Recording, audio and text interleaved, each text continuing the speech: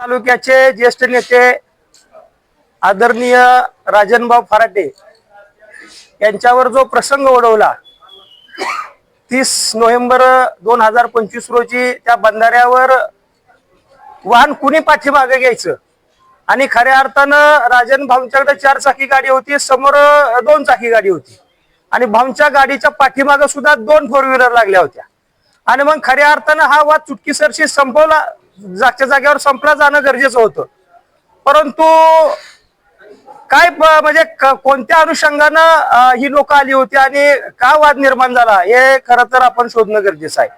दुसरी गोष्ट, ठीक आहे, त्या ठिकाणी एखाद्या ठिकाणी जर 2 समोरासमोर व्यक्तींच्या मध्ये किंवा त्या ठिकाणी वाद झाला तर निश्चितपणानं त्या ठिकाणी ते रिॲक्शन जागे येतात.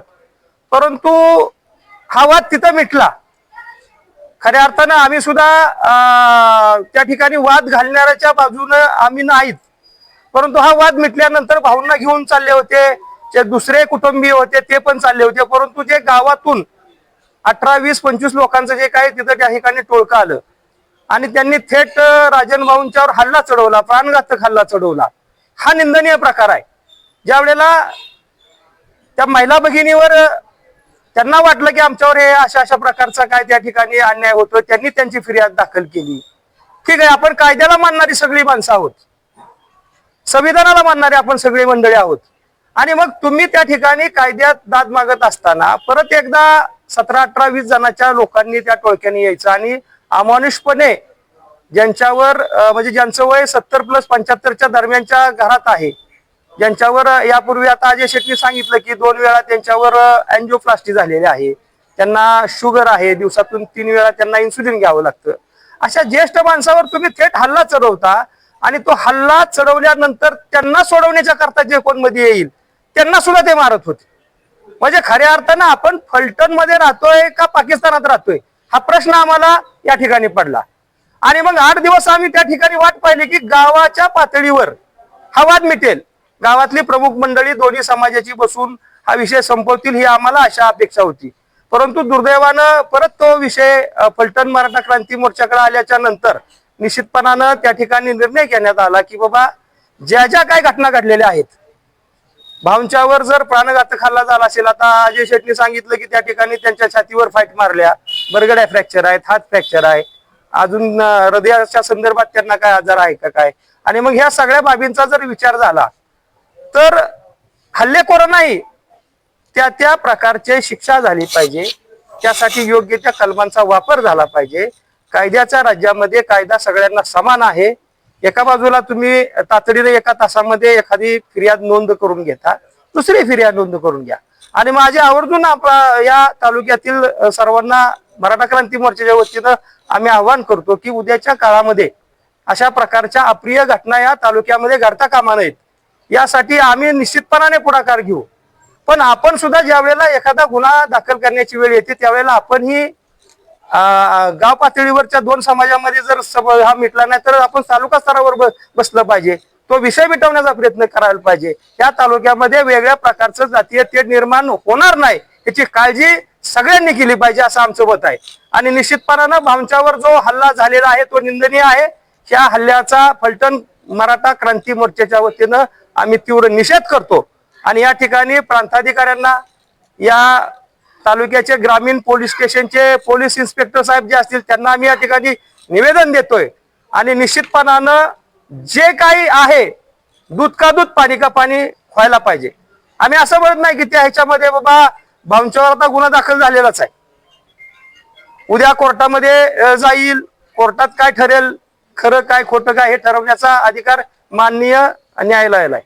त्यामुळं आम्ही फक्त या लोकशाहीच्या राज्यामध्ये निश्चितपणानं भाऊंना सुद्धा त्या ठिकाणी ज्या प्रकारची गंभीर मारहाण झालेली आहे तशा प्रकारचे गुन्हे दाखल होऊन त्यांनाही न्याय मिळावा याकरता आम्ही एकत्र आलेलो आहे. आणि उद्याच्या काळामध्ये पुन्हा एकदा आवाहन करतो की हे अशी तालुक्यातल्या प्रत्येक गावामध्ये एकोपा आणण्याच्या करता ही जबाबदारी सगळ्यांची आहे आणि ती पार पाडूया.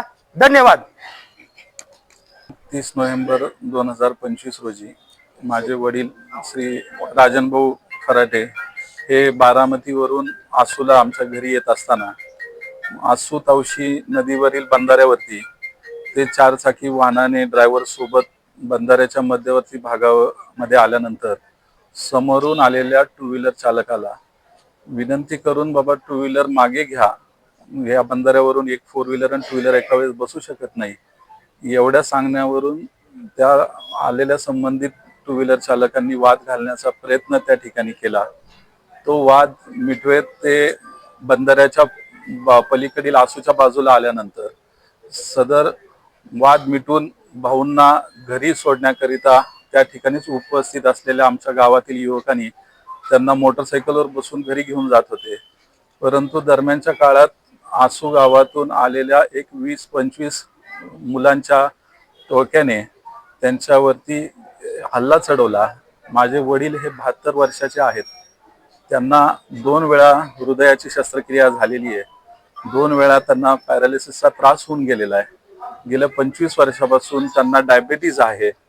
त्या व्यक्तीला गाडीतून उतरताना किंवा 2 पायऱ्या चढताना आधाराची गरज पडते आणि अशा या ज्येष्ठ व्यक्तीवरती 20-25 जणांनी येऊन हल्ला करणं, ह्या घटनेमुळं आम्ही सर्वच कुटुंबीय अतिशय व्यथित झालो आहे, भयभीत झालो आहे.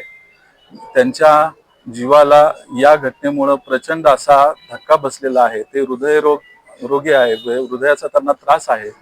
त्यांच्या बरगडीवरती मार लागलेला आहे या झटापटीमध्ये आणि या सर्व गोष्टींमध्ये त्यांच्या हाताला फ्रॅक्चर आहे, बरगडीला मार लागलाय, डोळ्याला त्यांना मार लागलेला आहे.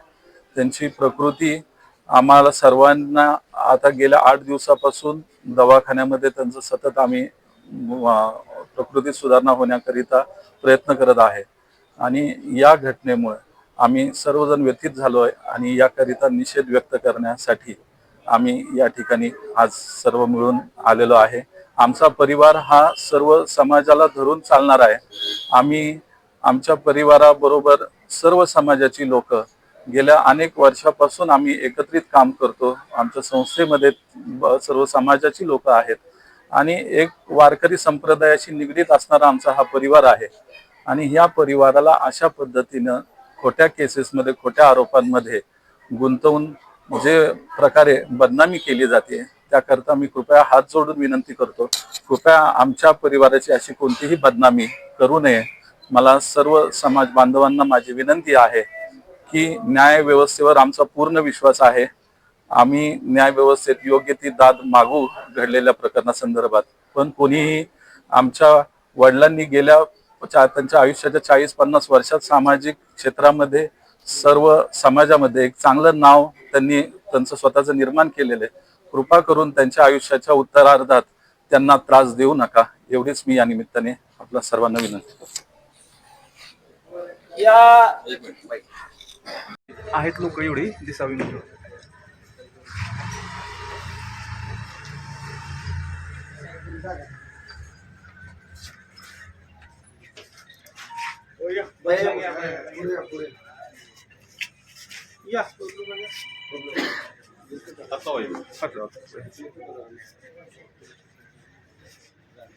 Okay sir, thank you.